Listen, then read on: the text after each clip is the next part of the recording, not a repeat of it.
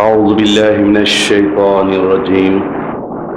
بسم الله الرحمن الرحيم. نحمده ونصلي على رسوله الكريم والمهدي الموعود عليه الصلاة والتسليم وعلى آلهما وأصحابهما أجمعين. أما بعد، فقال الله سبحانه وتعالى في القرآن المجيد والفرقان الحميد. بسم الله الرحمن الرحيم. تلك الجنة التي نورث من عبادنا من كان تقيا. صدق الله العظيم. سورہ مریم آیت نمبر 63. محترم سامعین، رمضان المبارک کا تیسرا دہا انتہائی اہم ترین دہا بڑی تیزی کے ساتھ رواں دوا ہے. رمضان المبارک وہ مقدس مہینہ ہے جس میں ایمان والوں کو اللہ تعالیٰ اپنی بے پناہ رحمتیں، بے شمار مغفرتیں اور بے حد و خطار اپنی نوازشوں سے سرفراز فرماتے ہیں. لیکن بندوں کو پورے اخلاص کے ساتھ، محبت کے ساتھ، ایمان اور احتساب کے ساتھ رمضان المبارک کی بے پناہ عبادتوں کو اختیار کرتے ہوئے اللہ کی رضامندی کے طلبگار بنے رہنا چاہیے. عزیزان محترم، جنت کے تعلق سے، جنت کی آسائشوں، وہاں کی راحتوں، وہاں کے باغوں کی پھیلاؤ اور وسعتوں کا اور متعلقہ چیزوں کا ذکر کیا گیا. یقیناً ہر مومن بندہ جنت کی آرزو رکھ سکتا ہے، رکھنا چاہیے، لیکن اس کے لیے بہت ضروری ہے کہ جنتیوں کے طرز زندگی کو، جنتیوں کے اعمال کو بھی اختیار کرتے جائیں. اور اس سے بڑھ کر بڑی بات، بلکہ سب سے بڑی بات یہ ہے کہ نیک اعمال، جنتیوں کے اعمال کتنے بھی کیے جائیں،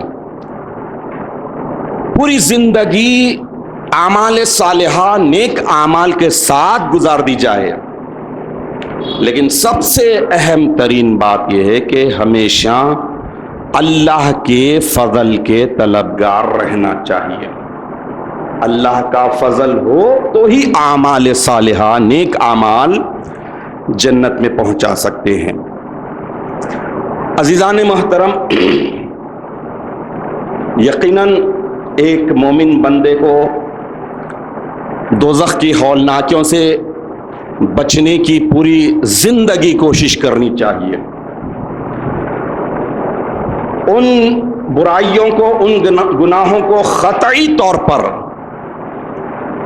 ہمیشہ کے لیے چھوڑیں جو آدمی کو دوزخ میں پہنچاتے ہیں. اور یقیناً ایک مومن بندے کو جنت پانے کے لیے، جنت کی راحتوں کو حاصل کرنے کے لیے ضروری ہے کہ جنتیوں کے اعمال کو اختیار کرے، نیک اعمال کو اختیار کرے. لیکن یہ کیفیت کب پیدا ہوگی ایک مومن بندے میں کہ دوزخ سے پناہ بھی مانگی جائے اور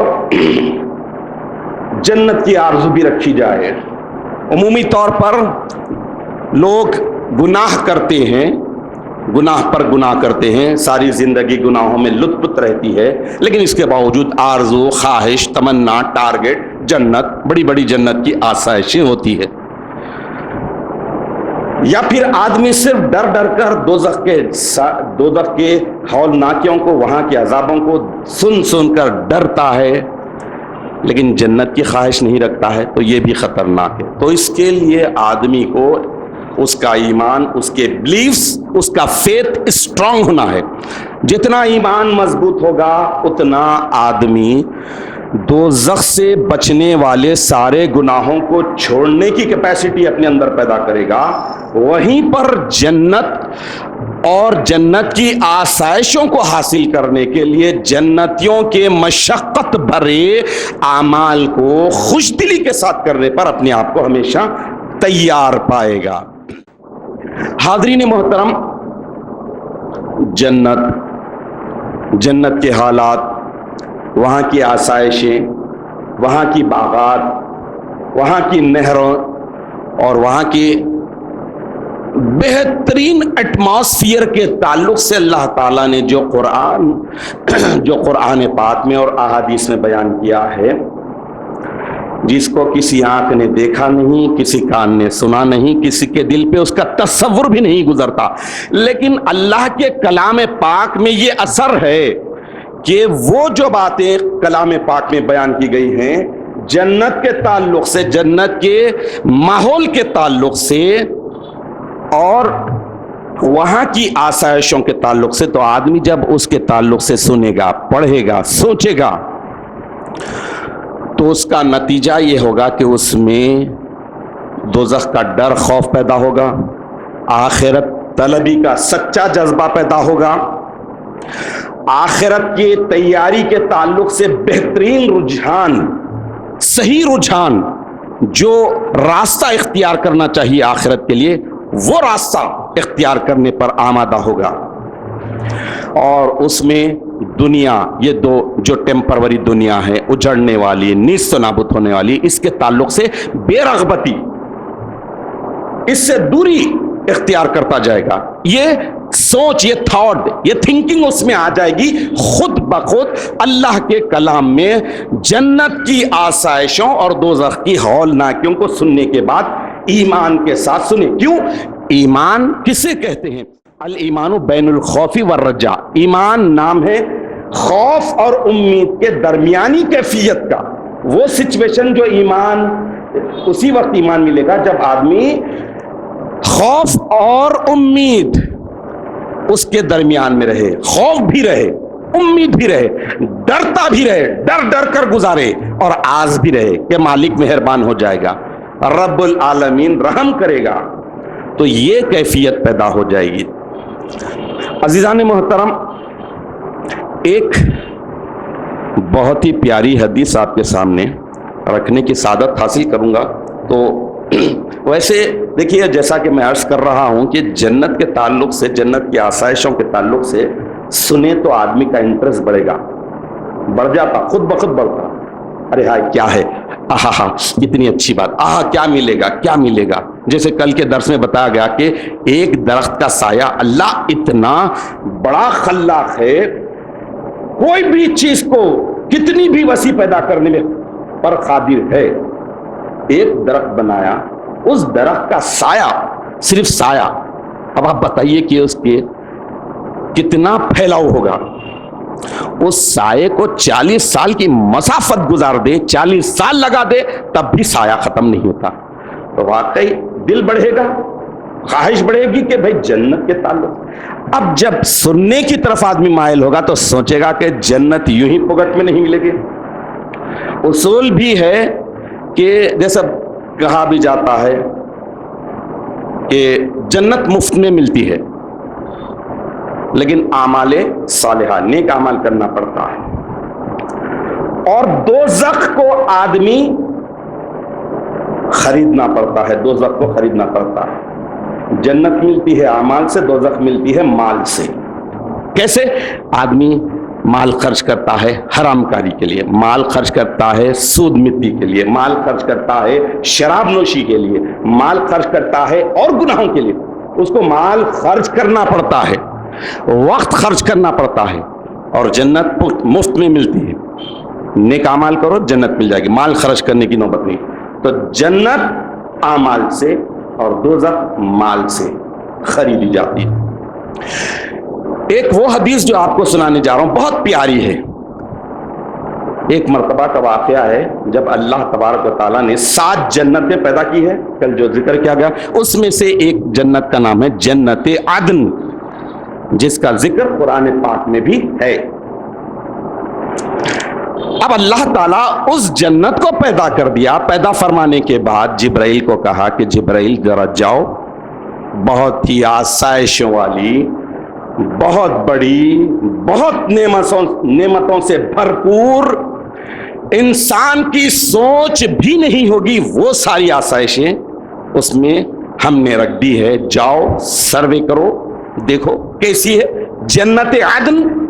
تو حضرت جبرائیل امین علیہ السلام جنت عدن میں داخل ہوئے، اللہ کا حکم تھا، گئے دیکھا تو جنت عدن کے ایک محل میں سے، کسی محل سے ایک حور بیٹھے بیٹھے حضرت جبرائیل امین علیہ السلام کو دیکھی، ایک حور دیکھی اور اس کے بعد مسکرا دی۔ حضرت جبرائیل امین علیہ السلام سروے کے لیے آئے ہیں، اب اللہ کا حکم ہے تو چپا چپا چھاننا پڑے گا، ساری آسائشوں کو دیکھنا پڑے گا، کہاں کیا چیز اللہ نے رکھی ہے، اور جنت ہے یہ تو اللہ کے باغوں میں بڑا باغ۔ اب یہ حسین منظر دیکھ رہے ہیں، اسی دوران ایک حور ایک محل سے حضرت جبرائیل امین علیہ السلام کو دیکھتی ہے، مسکرا دیتی ہے، جس کے ہونٹوں کی چمک سے پورا جنت عدن منور، روشن، چمکدار ہو جاتا، پورا جنت عدن چمکدار، اتنا چمکدار، ایسا اچانک روشن منور ہو جاتا، حضرت جبرائیل امین علیہ السلام ہیبت کھا جاتے اور فوری سجدے میں چلے جاتے۔ انہیں یہ گمان ہوتا کہ کہیں اللہ کا دیدار تو نہیں ہو رہا ہے، اللہ کا دیدار ملا، شکرانے میں وہ جھک گئے، حالانکہ وہ جنت عدن کی ایک حور کے دانتوں کی چمک تھی۔ اب آپ ملاحظہ کیجئے، سبحان اللہ، اللہ کی کیا خلاقیت کو ہم دیکھیں کہ اللہ تبارک و تعالی جنت کے ایک حور کے چند دانتوں کی چمک کو اتنا بنایا ہے کہ جبرائیل تاپ نہیں لائے اور فوری سجدے میں گر گئے رب العالمین کے۔ تو پھر اس کے بعد وہ حور خود پکاری کہ امین اللہ، اللہ کے امین جبرائیل اٹھیے، یہ جو آپ نے دیکھا، یہ جو چمک دیکھا، کہ یہ خدا کی تجلی نہیں تھی، بلکہ اللہ تعالیٰ نے مجھے ایسا بنایا ہے، میرے دانتوں میں یہ چمک ہے۔ تو حضرت جبرائیل امین علیہ السلام سر اٹھائے، اس کے بعد اللہ کا شکر بجا لایا اور کہا، اقرار کیا کہ جس اللہ نے اس نور کو بنایا ہے، پیدا کیا ہے، وہ سارے عیبوں سے پاک سبحان ذات ہے، ساری کمزوریوں سے پاک مقدس ذات۔ تو پھر اس کے بعد حور مخاطب ہی کہ اے امین اللہ، اے جبرائیل، آپ کو معلوم ہے کہ اللہ نے مجھے کس کے لیے رکھا ہے جنت عدن میں، کس کے نیک اعمال کے صلے میں میں دی جاؤں گی؟ تو جبرائیل امین نے کہا کہ نہیں، بتا بات کیا ہے؟ تو اس حور نے کہا کہ سنیے، میں اس انسان کے لیے، اس آدمی کے لیے بنائی گئی ہوں جس نے اللہ کی رضامندی کی خاطر دنیا کی خواہشات کو چھوڑ دیا اور آخرت کو مقدم رکھا، اللہ کی رضامندی کو مقدم رکھا، اللہ کی مرضی کو مقدم رکھا۔ تو اب آپ اندازہ لگائیے کہ صرف ایک حور کے دانتوں کی چمک یہ ہے، اور اللہ نے ایسی حور کو، جس کو دیکھ کر مغالطے میں آ گئے، وہ بھی پریشان ہو گئے کہ کہیں خدا کی تجلی تو نہیں ہو گئی کہ پورے کا پورا جنت عدن روشن منور ہو گیا ہے۔ تو وہ حور خود بتا رہی کہ مجھے اس شخص کے لیے پیدا کیا گیا ہے۔ تو حاضرین محترم، یقیناً میں نے آپ کے سامنے سورہ مریم کی آیت نمبر 63 کی تلاوت کا شرف حاصل کیا۔ اس میں اللہ تعالیٰ ارشاد فرما رہے ہیں کہ تلکل جنت التی نورث من عبادنا من کان تقیا، اس جنت کو، یہی وہ جنت ہے جس کے وارث جس کے اونر اپنے بندوں میں سے صرف ایسوں کو کریں گے جو خدا سے ڈرنے والے ہوں گے. یعنی اللہ تعالیٰ اس جنت کو ان متقیوں کے لیے بنائے ہیں جو اللہ سے ڈرنے والے پرہیزگار ہیں. وہ مہدی علیہ الصلوۃ والتسلیم کا وہ فرمان مبارک بھی آپ کی نظر میں ہوگا، یاد آپ کے دماغ میں ہوگا، جو بارہا یہ فقیر آپ کو سناتا ہے کہ مہدی علیہ السلام نے ایک موقع پر ارشاد فرمایا کہ جنت تیرے باپ کی میراث نہیں جب تک کہ تو سر سے پیر تک نور کا پیکر نہ ہو جائے. یعنی نیک اعمال کرنے کی وجہ سے اللہ تعالیٰ نیک اعمالوں کے اثر سے ایسے کرتا ہے کہ انسان کے جسمانی ساری کثافتیں، گندگیاں، غلاظت سب نکل جاتی ہے اور نور کا پیکر بن جاتا ہے. تو مہدی علیہ السلام فرماتے ہیں کہ جب تک سر سے پیر تک نور کا پیکر، نور کا مجسم، نورانی نہ بن جائے اس وقت تک جنت میں داخل نہیں ہوگا.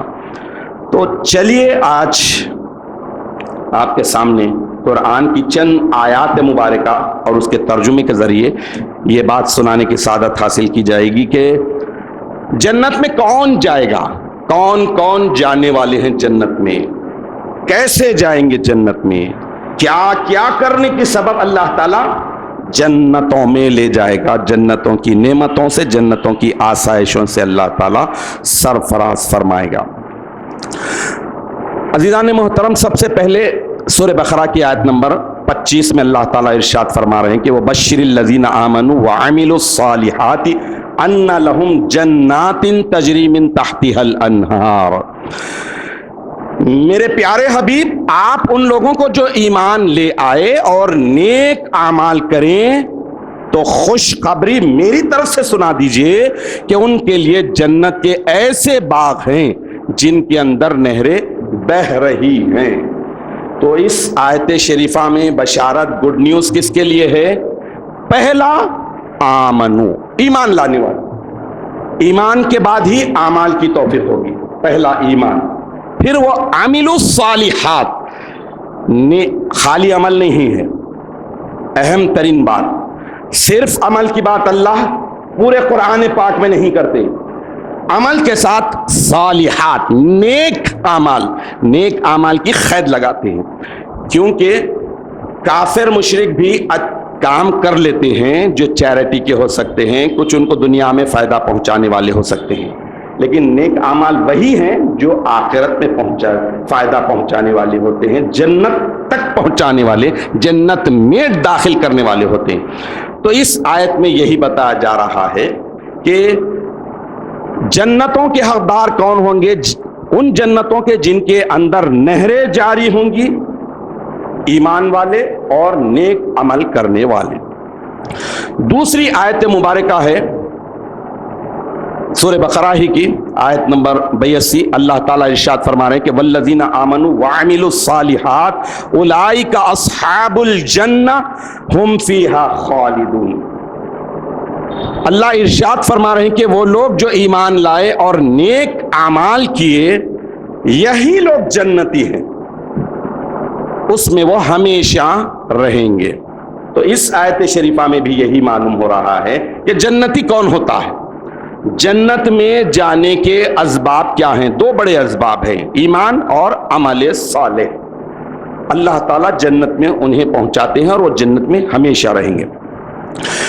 اب آگے کی آیت شریفہ آپ کے ہمارے کان، آنکھ، ناک، دل سب کھول دینے والی ہے. یہ اگر ہے تو ہی جنت میں جائیں گے. جنت جیسا کہ کل آپ کے سامنے حدیث شریف رکھنے کی سعادت حاصل کیا تھا کہ اللہ کے نبی ارشاد فرماتے ہیں کہ دوزخ کو لذتوں سے، شہوتوں سے، گناہوں سے ڈھانک دیا گیا، چھپا دیا گیا، اور جنت کو مشقتوں سے، مصیبتوں سے، آلام سے، تکالیف سے، رنج و الم سے بھر دیا گیا، چھپا دیا گیا. ٹھیک ہے، تو آدمی دوزخ میں جائے گا لذتوں اور گناہوں کی وجہ سے، جنت میں جائے گا مصیبتیں، تکلیفیں جھیلنے کے بعد. اب یہ آیت شریفہ دیکھیے، اللہ تعالیٰ ارشاد فرما رہے ہیں کہ ام حسبتم ان تدخلوا الجنۃ ولما یأتکم مثل الذین خلوا من قبلکم الی آخرہ. سورہ بقرہ آیت نمبر 214. اللہ ارشاد فرما رہے ہیں، معنی یہ ہے کہ اے مسلمانوں، کیا تم نے یہ سمجھ رکھا ہے، غور طلب معنی، کیا تم نے یہ سمجھ رکھا ہے کہ تم جنت میں داخل ہو جاؤ گے، حالانکہ تم پر ابھی ویسی تکلیفیں، مصیبتیں، آلام نہیں پڑی ہیں جیسی کہ تم سے پہلے ایمان والوں پر پڑی تھیں، ان کو بڑی بڑی سختیاں اور تکلیفیں پہنچی تھیں، اور وہ اس قدر جھنجھوڑے گئے تھے، اس قدر تکلیفوں میں گر گئے تھے کہ رسول اور ان کے ساتھ مومنین پکار اٹھتے ہیں کہ اللہ کی مدد کب آئے گی؟ یقین رکھو اللہ کی مدد قریب ہے۔ یہ آیت کے معنی۔ اب خلاصہ کیا ہے؟ جنت آسان جگہ نہیں ہے، جنت میں پہنچنا آسان نہیں ہے۔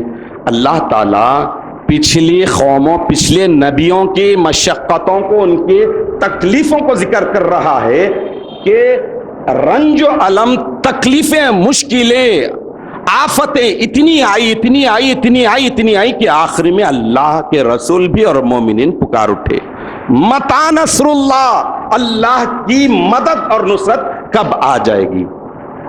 تو اس آیت شریفہ سے یہ معلوم ہوتا ہے، عموماً لوگ سمجھتے ہیں کہ اگر کسی کو جسمانی تکلیف، آفت پڑی ہے، مالی پریشانیوں میں مبتلا ہو گیا ہے، تو سمجھتے ہیں یہ اوپر والے کی رینج میں آ گیا ہے، مار پڑ رہی ہے۔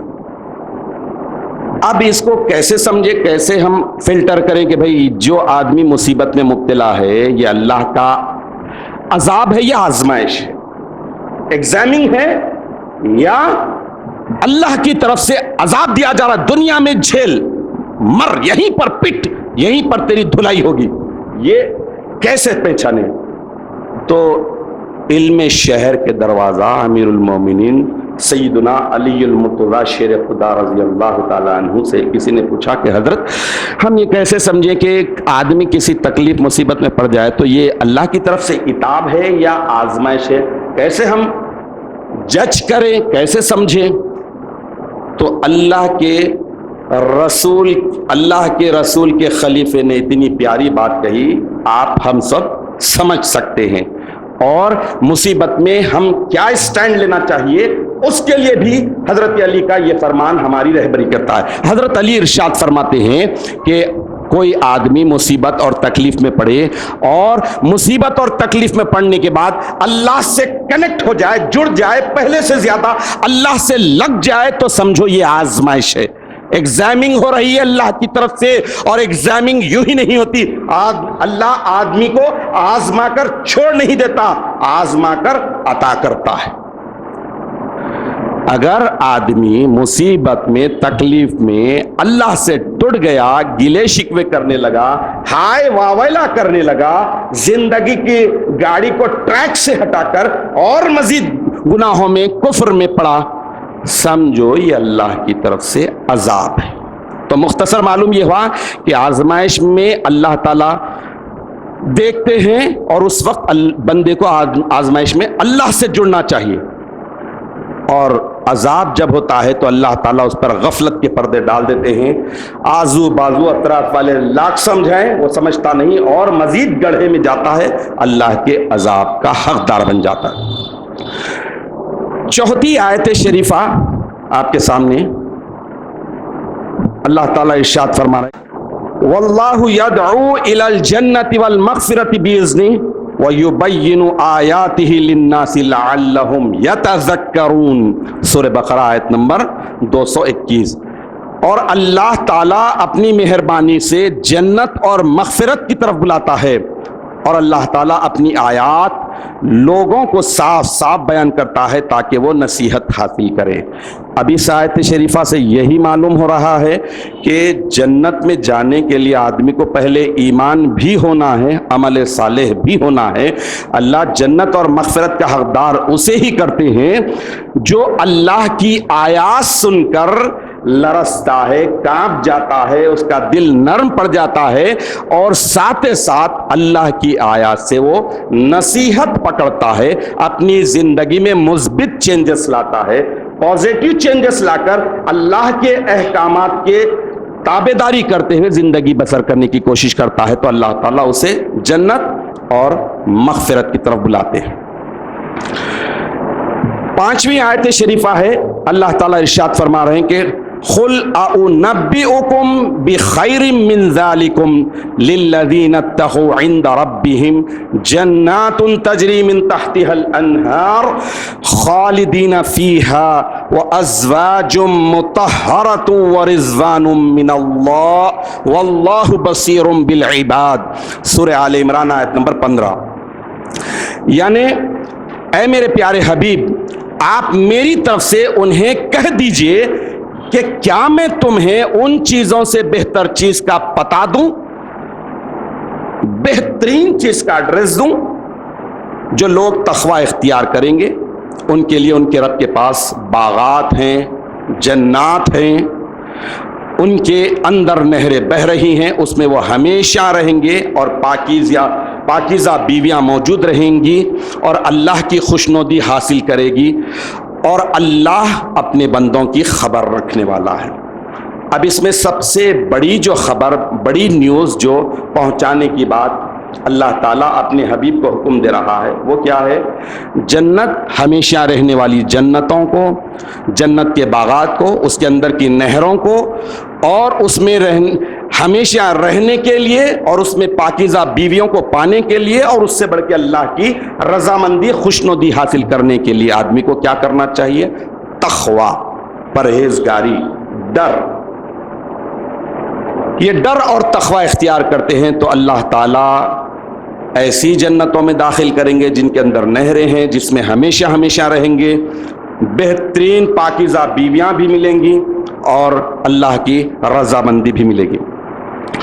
6 آیت مبارکہ ہے کہ وَسَارِعُوا إِلَى مَغْفِرَةٍ مِّن رَّبِّكُمْ وَجَنَّةٍ عَرْضُهَا السَّمَاوَاتُ وَالْأَرْضُ أُعِدَّتْ لِلْمُتَّقِينَ، اور اپنے رب کی مغفرت اور جنت کی طرف ایک دوسرے پر سبقت لے جاؤ، اوورٹیک کرو، ایک دوسرے کو پھلانگو، لپکو۔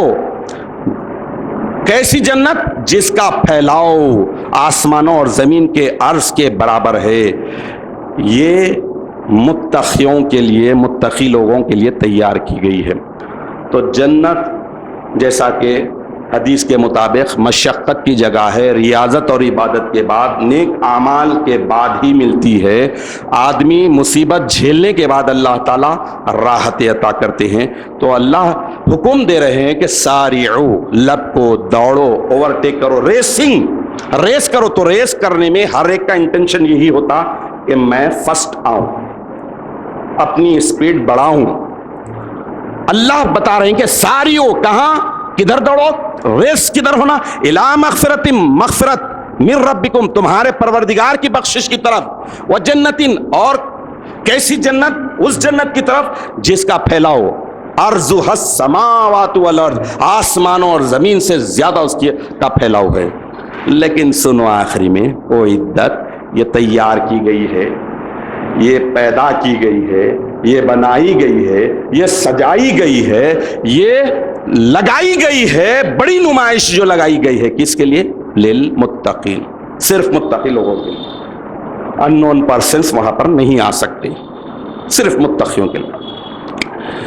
7ویں آیت مبارکہ ہے، اللہ تعالیٰ ارشاد فرما رہے ہیں کہ ام حسبتم ان تدخلوا الجنۃ ولما یعلم اللہ الذین جاہدوا منکم وَيَعْلَمَ الصَّابِرِينَ، سورہ آل عمران آیت نمبر 142۔ اللہ تعالیٰ فرما رہے ہیں کہ مسلمانوں، اے مومنوں، کیا تم نے یہ سمجھ رکھا ہے کہ تم جنت میں بس یوں ہی چلے جاؤ گے، بنا ٹکٹ کے، بنا ویزا کے، بنا ایگریمنٹ کے چلے جاؤ گے؟ نہیں۔ اللہ تعالیٰ فرمائے کیا تم یہ سمجھ رکھا ہے کہ تم جنت میں بس یوں ہی چلے جاؤ گے؟ حالانکہ اللہ نے ابھی ان لوگوں کو نہیں چھانٹا جنہوں نے جہاد کیا اور صبر کر کے ثابت قدمی کا عملی ثبوت کیا۔ اللہ تعالیٰ سلیکٹ کرتے ہیں، چنتے ہیں، چن چنا کے، چھانٹ کے، اس کے بعد جنت میں داخل کرتے ہیں۔ اس آیت شریفہ میں 2 بڑی باتیں معلوم ہو رہی کہ یہ جہاد کرنے کے بعد ہی اللہ تعالیٰ جنت میں داخل کرتے ہیں۔ جہاد کا مطلب یہ نہیں کہ تلوار لیے اور نان مسلم پر وار کیے، اسلام کے ڈیفنس میں، اسلام کے بقا کے لیے، اسلام کو پھیلانے کے لیے، مہدویت کا چرچا کرنے کے لیے زبان سے، عمل سے، قلم سے، نیو ٹیکنالوجی سے، ہر حساب سے جہاد کرنا. جہادہ مطلب کوشش کرنا، اپنی کیپیسٹی سے بڑھ کر کوشش کرنا. تو جہاد کرنا، اور جہاد میں سب سے افضل، اکبر، بڑا، سب سے بڑا جہاد کون سا ہے؟ اپنے نفس سے لڑنا، اپنے نفس کو شکست دینا، اپنے نفس کو ہرانا، یہ سب سے بڑا جہاد. تو اللہ فرما رہے ہیں کہ کیا مسلمانوں تم نے یہ سمجھ رکھا ہے کہ تم جنت میں بس یوں ہی چلے جاؤ گے؟ نہیں. حالانکہ اللہ نے ابھی ان لوگوں کو نہیں چھاٹا جنہوں نے جہاد کیا اور جنہوں نے صبر کیا، ثابت قدم رہے اور اللہ کی راہ میں مضبوط جمے رہے. حاضرین محترم، جنت بہت بڑی جگہ ہے، جنت آسائش والی جگہ ہے، جنت میں جانے کی تمنا، آرزو ہر ایک کی ہوتی ہے، لیکن جنت میں جانے کے لیے آدمی کو بہت کچھ لے جانا پڑتا ہے. 8ویں آیت مبارکہ ہے کہ کل نفس ذائقۃ الموت وانما توفون اجورکم یوم القیامۃ فمن زحزح عن النار وادخل الجنۃ فقد فاز وما الحیات الدنیا الا متاع الغرور. سورہ آل عمران آیت نمبر 185. اللہ فرما رہے ہیں کہ ہر جان کو موت کا مزہ چکھنا ہے، ٹیسٹ چکھنا ہے. موت کا ایک ٹیسٹ ہوگا، وہ ٹیسٹ چکھنے کے بعد اس کے بعد اللہ کی دوسری دنیا میں جائیں گے. وہاں پر پھر ان کے امیگریشن ہوگا، ان کا پورا پوچھ تاچھ ہوگی، ان کے اعمال، دفتر، ان کا رجسٹر، ان کا بایو ڈاٹا، ان کی ہارڈ ڈسک، ان کے اعمال کی سب کھولی جائے گی. تو اللہ فرما رہے ہیں کہ ہر جان کو موت کا مزہ چکھنا ہے اور تم پورا اجر تو قیامت کے دن ہی پاؤ گے. پس جو شخص جہنم کی آگ سے ہٹا دیا گیا اور جنت میں داخل کیا گیا، بس وہی لوگ کامیاب ہیں. اور دنیا کی زندگی تو محض فریب کا کاروبار ہے، دھوکے کا کاروبار ہے. اب اس آیت مبارکہ میں یہی بتایا جا رہا ہے کہ اللہ تعالیٰ پہلے دوزخ سے بچا رہے ہیں، جنت میں ڈال رہے ہیں. تو آدمی، کامیاب آدمی کون ہوتا ہے؟ سکسیسفل، ایکسلنٹ کون ہوتا ہے؟ فقد فاز. کون کامیاب ہوتا ہے؟ وہ ہے جنت میں جانے والا. اور آخری میں یہ اللہ بتا رہے ہیں کہ جو جنت میں گئے ہیں، دنیا کو حقیر جانا، اس لیے کہ دنیا معمولی، ختم ہونے والی، اجڑنے والی ہے. 9ویں آیت مبارکہ ہے، اللہ تعالیٰ ارشاد فرما رہے ہیں کہ تلک حدود اللہ ومن یطع اللہ ورسولہ یدخلہ جنات تجری من تحتها الانہار خالدین فیہا وذالک الفوز العظیم. سورہ نساء آیت نمبر 13. یہ اللہ کی ٹھہرائی ہوئی حدیں ہیں، باؤنڈریز ہیں، اور جو اللہ اور اس کے رسول کی اطاعت کرتے رہیں گے، اللہ ان کو ایسی جنتوں میں، ایسے باغوں میں داخل کرے گا جن کے اندر نہریں جاری ہوں گی اور وہ اسی میں ہمیشہ رہیں گے. اور یہی بڑی کامیابی ہے. اس آیت شریفہ میں تلکا حدود اللہ، تو اس سے پہلے کی آیات میں اللہ تعالیٰ جائیداد کی تقسیم کے احکام بتائے ہیں، لیکن تلکا حدود اللہ سے مطلب اللہ کے سارے حدود، اللہ نے جو باؤنڈریز بندوں کے لیے مقرر کر دی ہیں، یہ باؤنڈریز کراس نہیں کرنا. تو یہ اللہ کے حدود ہیں. اور جنتوں میں، ہمیشہ رہنے والی جنتوں میں جن کے اندر نہریں بہتی ہیں، کون جائیں گے؟ اس آیت شریفہ میں بتایا جا رہا ہے کہ اللہ اور اس کے رسول کی اطاعت کرنا، فرما برداری کرنا. جو اللہ کہہ دیا، جو اللہ کے رسول کہہ دیے، بلائنڈلی آمنا و صدقنا. یہ نہیں کہنا کہ جنت کہاں ہے، کیسی ہے. یہ اعمال صالحہ کرنے کے لیے کیا نعوذ باللہ بچے کو جس طرح لالی پاپ یا چاکلیٹ دیا جاتا ویسا تو نہیں ہے. یہ اس قسم کے واہیات باتیں نہیں. اللہ کی ذات، اللہ کی بات، اللہ کے رسول کی ذات، اللہ کے رسول کی ہر بات، اللہ کے خلیفے کی ذات، اللہ کے خلیفے کی ہر بات، اس پر بلائنڈلی ایمان لانا، تو پھر سمجھ لیے اطاعت کی توفیق ملے گی اور اطاعت کرنے والے ہی ایسی جنتوں میں جائیں گے جن میں نہریں بہہ رہی ہیں۔ 10ویں آیت مبارکہ ہے، اللہ تعالیٰ ارشاد فرماتے ہیں کہ والذین آمنوا وعملوا الصالحات سندخلهم جنات تجری من تحتها الانہار خالدین فیہا ابدا لہم فیہا ازواج مطہرۃ وندخلهم ظلا ظلیلا۔ سورہ نساء آیت نمبر 57۔ یعنی اللہ تعالیٰ ارشاد فرما رہے ہیں کہ جو لوگ ایمان لائے اور نیک اعمال بھی کیے تو انہیں ہم بہت جلد عمدہ جنتوں میں داخل کریں گے جن کے اندر نہریں بہہ رہی ہوں گی اور اس میں وہ ہمیشہ ہمیشہ رہیں گے۔ نیک اور پارسا بیویاں وہاں ساتھ دینے کے لیے ان کے پاس ہوں گی اور ہم انہیں رحمت کے گھنے سائے میں رکھیں گے۔ تو اس آیت شریفہ میں بھی جنتوں میں کون داخل ہو سکتے ہیں جن کے اندر نہریں بہہ رہی ہیں، وہ بتایا گیا کہ پہلا ایمان، جب تک ایمان نہ ہو جنت میں نہیں، اور ایمان کے ساتھ نیک اعمال بھی کمپلسری ہے ہوں تو پھر ایسی صورت میں اللہ تعالیٰ انہیں عمدہ جنتوں میں بھی جاتے ہیں۔ لیکن اس آیت شریفہ میں اللہ تعالیٰ خالدین فیہا کے ساتھ ساتھ ابدا کا بھی لفظ لایا، یعنی ہمیشہ ہمیشہ ہمیشہ ہمیشہ، کبھی نکلنا نہیں۔ تو یہ آیات مبارکہ قرآن پاک کی بے شمار آیتوں میں سے چند آپ کے سامنے رکھنے کی سعادت حاصل کی گئی تاکہ ہم میں جنت کے تعلق سے سوچنے کا رجحان بڑھے۔ ہم سوچیں کہ اللہ تعالیٰ وسیع جنتوں کو یوں ہی پیدا نہیں کیا، اور پیدا کیا ہے تو یوں ہی لوگوں کو نہیں بھیجا دیتا۔ جنت میں جانے کے لیے آدمی کو بہت سارے ریکوائرمنٹس پورے کر کے اندر جانا پڑتا ہے۔ تو رمضان المبارک کا یہ مقدس مہینہ، اس مقدس مہینے کی ساری عبادتیں یہ ہمیں بتا رہی ہے کہ آدمی نیک اعمال کا عادی ہو رہا ہے۔